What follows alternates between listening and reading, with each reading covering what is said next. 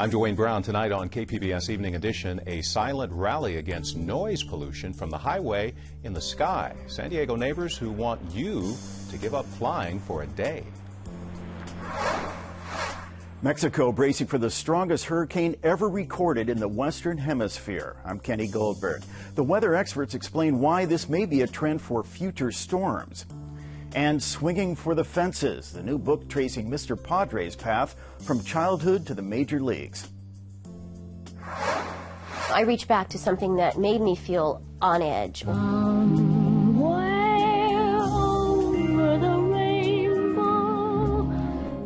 Behind the music of The Girl Who Saw the End of the Rainbow, the San Diego production sharing the joy and tragedy of Judy Garland. KPBS Evening Edition starts right now.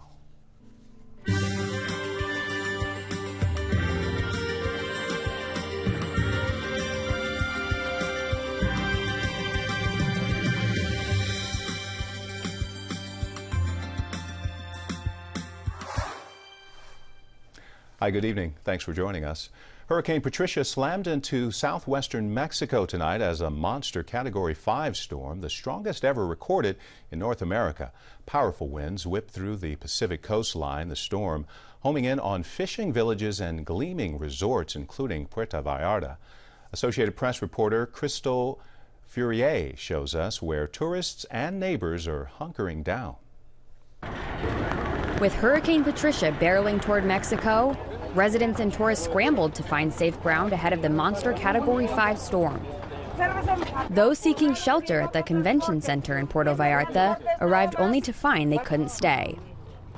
So we were evacuated from our hotel this morning for the hurricane. We came to this convention center, and then they said that it's not a safe place, so we're going to the technical center. Still waiting. Others waited at their hotels to be evacuated, including Brandy Galley, who spoke with the AP from her hotel room. Yesterday morning we heard it was a tropical storm, and then right after that it quickly changed. Galley and her husband traveled to Mexico for a company trip. Now, unable to get a flight out, they say it's been tough getting information. We keep hearing different things. We keep hearing that the hotel's making arrangements to evacuate us. And then we're told, no, that the hotel wants us to stay and that they're going to put us up on a higher floor.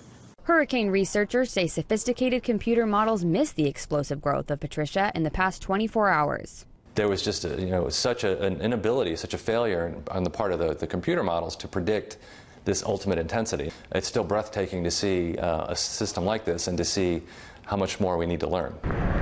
What is known is that the storm is the strongest ever in the Western Hemisphere. Mexico now bracing for what forecasters are calling potentially catastrophic landfall later on Friday. Krista Fourier, Associated Press. A San Diego nonprofit, Project Concern International, is assembling a response team and supplies for Hurricane Patricia. Kenny Goldberg continues our coverage with weather experts who say this hurricane is a sign of things to come.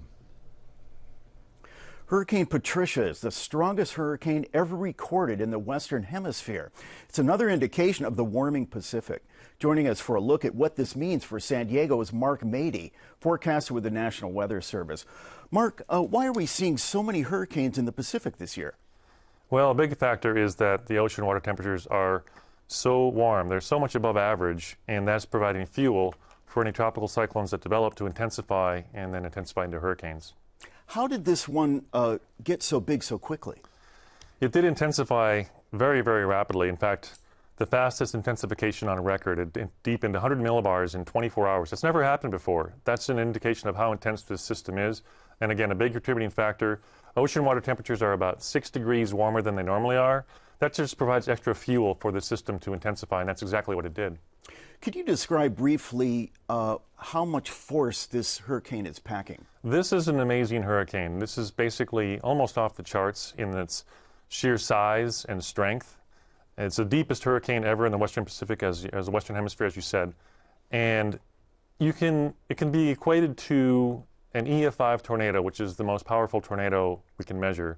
That is not just a mile wide that can be happening in the Southern Plains. This is going to be about a 5-mile swath of 200-mile-an-hour plus winds, gusting to 250 miles an hour. That's going to make landfall in Mexico. My goodness. Now, we've all heard about the potential El Nino this winter. What does this hurricane have to do with that, if anything? There is probably some correlation there, just due to the fact that we have this intense warming of the Pacific, and so it just provides extra fuel for any cyclones to intensify. So this warmer ocean water, this anomalously warm water, is probably a contributing factor to the number of hurricanes we're seeing and tropical cyclones, which is far and away more than we've seen in the Atlantic this year. When we have an El Nino, we have more hurricanes in the Pacific and fewer in the Atlantic, and we're seeing that play out this year. Why do typically hurricanes hit off the coast of Mexico and then they peter out by the time they get up to the U.S.? Yeah, there's a current along the California coast called the California Current, and it comes from Alaska. It moves from north to south. It draws all that cold air from the Gulf of Alaska into here, the coastal waters of California. And that's why typically our ocean water temperatures don't get much above 75 in the summer. Well, this year they've been 75, 77 degrees, 78 degrees sometimes here in the coastal waters. So it's the California Current that knocks down the ocean water temperatures when it gets this far south. Therefore, the hurricanes can't survive, and they weaken as they move north. Now, we've recently seen some terrible flooding up north on the I-5, just a few hours north of us. What's the possibility that we could get such flooding with an El Nino this year in San Diego? Well, you go back to the historical El Ninos of 97, 98, and 82, 83, and we had historic flooding for both of those El Ninos. So the magnitude of this El Nino is very similar to those El Ninos. So there's a real threat. There's a real threat for us to get some more of those catastrophic flooding events that could hit Southern California. It's not guaranteed, but the fact that this El Nino is so much stronger than, is a very strong El Nino, means that the probabilities are higher that we're going to see above average rainfall here in Southern California. What parts of San Diego are most vulnerable to floods? Well, almost any area is really, but the impacted areas back in 82, 83, and 97, 98, the San Diego River, the Fashion Valley, the Mission Valley area saw a lot of flooding. So that's right in that river channel, the San Diego River. So those areas there are going to be the most prone to flooding if we get one of these systems that just settles over us and rains for 2 or 3 days. However, other areas, other flood-prone areas, low-lying areas, Pacific Beach, Mission Beach, those areas that are typical prone to flooding, and any other channel, any other dry channel or any river channel is going to be very prone to flooding. I know that the crews in the San Diego Emergency Services and the flood control are doing their best to clear the channels of debris, and that will help alleviate, allow the water to flow to the ocean. Lastly, Joe, how can homeowners better prepare for this whole El Nino thing? Well, there is a few steps you can take. Make sure your properties are cleared from any debris, and if you live near a flood channel, it might be worth your while to check with your insurance agent, talk about flood insurance. It takes 30 days for your policy to take effect, so it might be something to talk with your agent to see if it's something that you might benefit from. Okay. Thanks very much. Mark Mady, a meteorologist with the National Weather Service. Appreciate you coming in. My pleasure. Thanks for having me on. We will have updates on Hurricane Patricia on air and online at kpbs.org. This is no surprise to San Diego. Chargers special counsel confirmed today the team will apply to move to Los Angeles in January. Mark Fabiani made his comments today on sports radio The Mighty 1090. He says the Chargers' decision was based on the belief that the Oakland Raiders and St. Louis Rams would also file for relocation to L.A. Chargers say they want to build a stadium in Carson that they would either occupy themselves or share with the Raiders.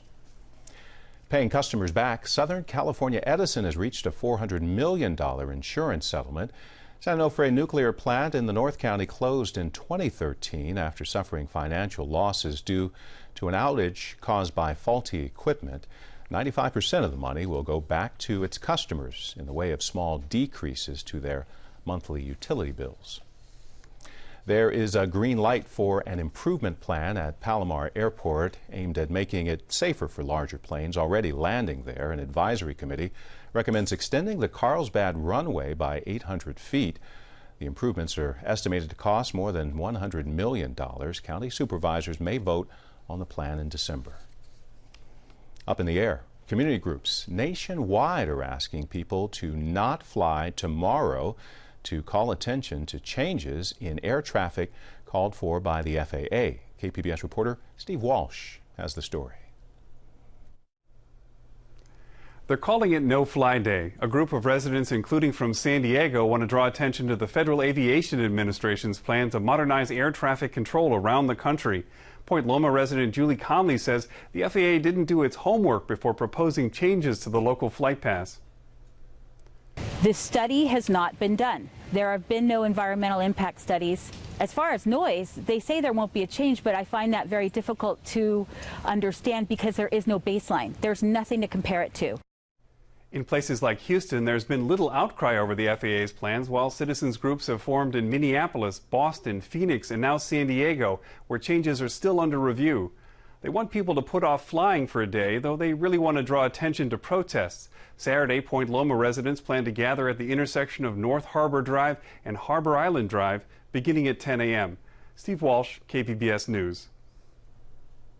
A race for a cause this weekend. A group of nearly 100 runners and hikers will gather in the Elfin Forest Reserve between Carlsbad and Escondido. KPBS reporter Claire Trageser says the motivation is all about keeping it rural. We're going to line people up here. The timing mats will be here. J.P. Theberge is in the final stages of planning a trail running race called the Keeping It Rural 5K and 10K. Like many races, it will raise money, but it won't go to cure a disease. It will help protect North County's open space. Hiring consultants, environmental or traffic, or because there are pressures from developers and other groups. Theberge and his neighbors in Elfin Forest and Harmony Grove are fighting future development.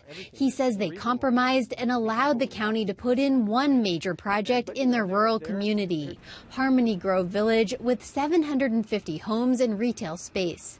But they don't want more mega developments. I think we can't be branded as what they call NIMBYs, not in my backyard, because we have a development in our backyard now, and we didn't have that. Now there are plans for more housing in their neighborhood. Developer David Kovac has put in an application to build another 450 homes. Unfortunately, it takes money to kind of, I don't want to say fight, but to advocate for the community. As the race organizer, Theberge won't get to participate in Sunday's run, but he is an athlete.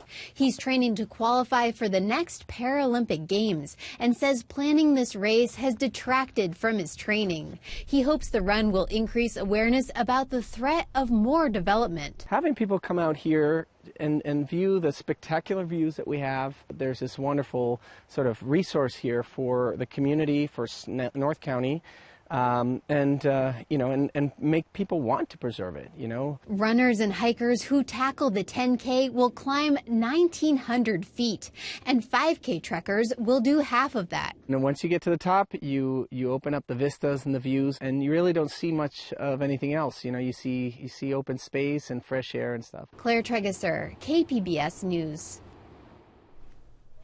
Nearly 100,000 senior citizens have benefited from California's Age Well Drive Smart program designed to keep senior drivers safe on the road. The program is kicking off its third year. Highway Patrol hopes the program can reduce senior citizen driver accidents and fatalities. It's offered nearly 2,000 courses so far, but officials say it's hard to measure the program's effectiveness. Two seniors with significant medical issues took a leap of faith today. One had almost given up on life, but the other had never lost hope, proving it's never too late to find love. It's almost hard to believe Ronald Barker was physically wasting away and couldn't even walk 9 months ago because of severe arthritis in his hips. I was at the point I just wanted to give up on life.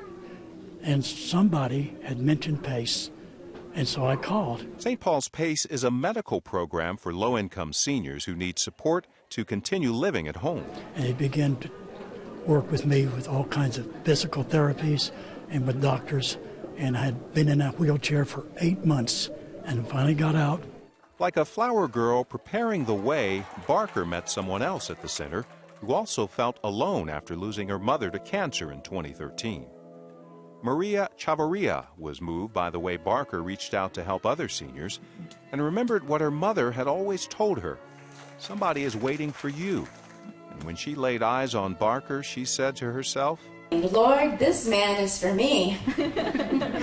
Maria turned 65 next month and has never been married. It's also a first for St. Paul's Pace, where staffers bought the gown and donated Barker's suit and pretty much everything else to pull this off.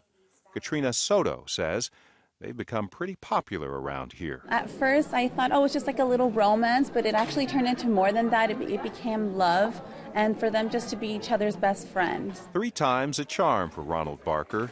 He didn't think he would marry again or have 2 things to celebrate on the same day he was born. Because this is something, in 73 years of my life, I have never had anything like this.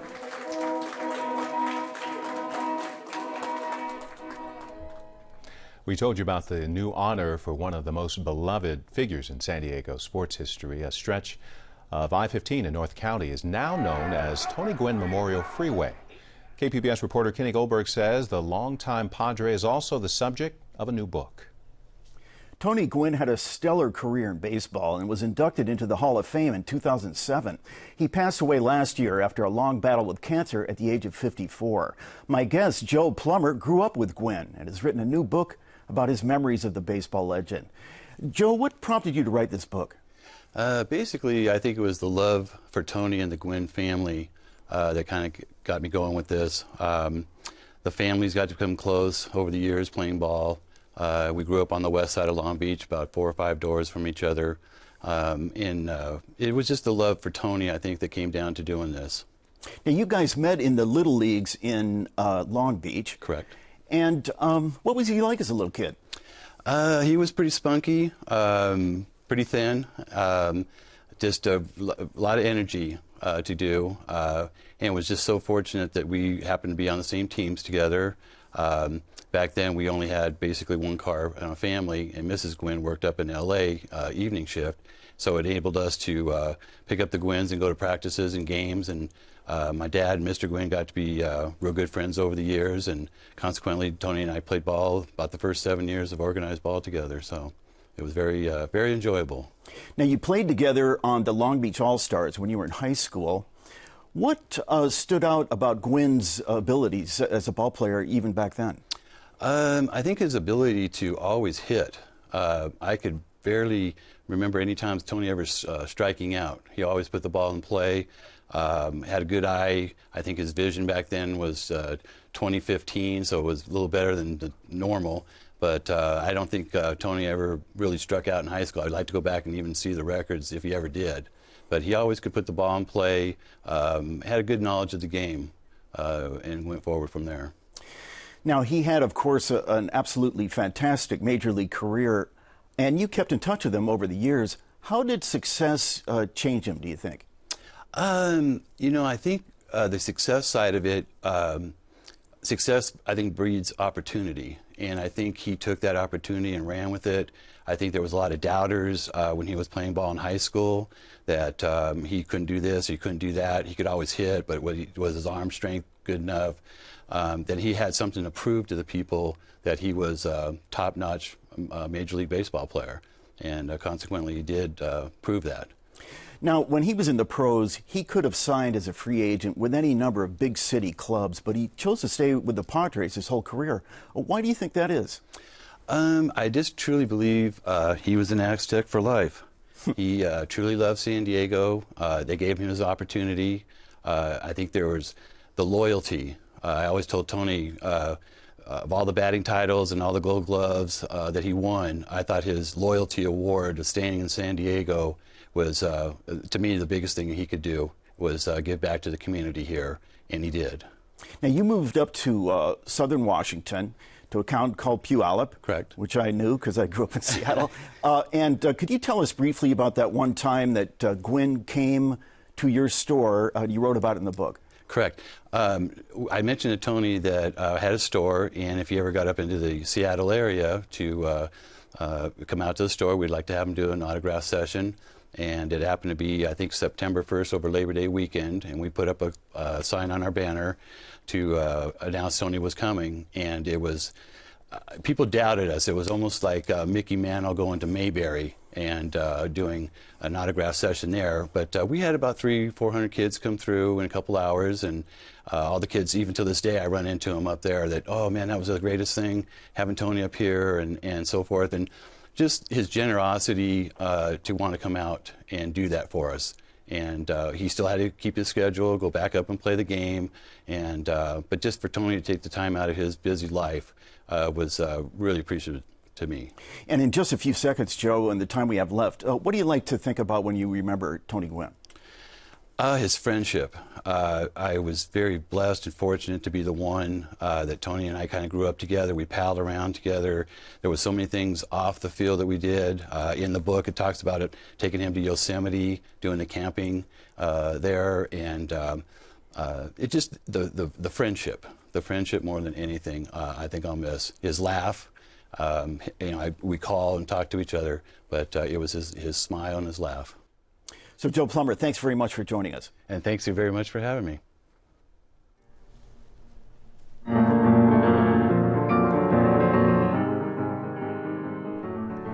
A rare dance event coming to San Diego. New York City Ballet presenting a showcase of some of its original works at the Civic Theater. It includes this production called Increases by San Diego-born choreographer Justin Peck. New York City Ballet takes the stage downtown San Diego next Friday. To say that Judy Garland's life was dramatic is an understatement. She is best known for her role as Dorothy in The Wizard of Oz. There is a new San Diego play about her final weeks. KPBS culture reporter Angela Carone shows us The End of the Rainbow. You found me just in time. You changed my lonely life. A lovely day. They've only been at it for 2 weeks, this small group of actors working in a strip mall in North County. Here, inside a nondescript room with fluorescent lights buzzing overhead, they're bringing the tragic, often explosive world of Judy Garland to life. I don't want to argue about that right now. I don't want to argue. I don't want to argue right You now. always want to argue. It's like you can't survive without it. That is It's not like true. That is not true. Eileen Bowman is playing Judy Garland. She says it's the biggest challenge of her career. Every day that I approach her, I feel like I'm diving in, to the deep end, and I just have to figure it out. She lives in a very high drama. She loves drama. I don't do that as Eileen. I don't want to do that. Long before The Wizard of Oz, Meet Me in St. Louis, or Easter Parade, Garland was given pills to sleep, to wake up, and to lose weight. She fought addiction her whole life. She married 5 times, spent time in psychiatric hospitals, and died at 47. The play, written by Peter Quilter, is set in the last 6 weeks of her life. Christy Yale Cox is directing. And this story is really upfront and honest about who she is as a person, not just as a performer, and tells her story from a place of compassion, but tells it honestly. The play shifts between Garland's life and concert performances at the Talk of the Town nightclub in London. Gee, I'd like to see you looking swell, baby. Eileen Bowman says her singing voice is very different than Garland's. I went on YouTube and I thought, everything's on YouTube. How to sing like Judy Garland? Well, there aren't any. So there are drag queens that do it beautifully. And so I watched them. I watched drag queens. They're the best. Bowman is learning to lower her voice to match Judy Garland's. Her vibrato was very just in time. She did that, and she would close her mouth on her M's and her N's. I never do that. I would say just in time, and I'm up here. She's just in time, down here, round, warm, closing. Chris O'Brien is the play's music director. Well, why don't we tell them we met in Alcoholics Anonymous? That would be better. He also has a role as Anthony, Garland's pianist and friend. O'Brien says Judy Garland was exceptional with lyrics and using her voice to fill them with emotion. And I think that particularly in her situation, there's a large gap between what she thought and what the world was. And a lot of times I think the truthfulness of the pain in the lyric, the dreaming of the future, the hopes, the fears, the things that we all deal with. She was really, really good at discussing that from a musical standpoint. Bowman is learning to hold her body differently when she performs. Garland was a ball of tension, and that informed the way she moved on stage. The team has also spent a lot of rehearsal time discussing drugs and how an addict would behave on them. What do they do to you if you've taken it at 2 o'clock, and what will you be like at 5 o'clock? I mean, it has to be very precise. Bauman says she's searching her life for experiences that simulate addiction. I reach back to something that made me feel on edge, or I need that. I need that. So I have to go back to something that I know, and hopefully that will suffice in the scene.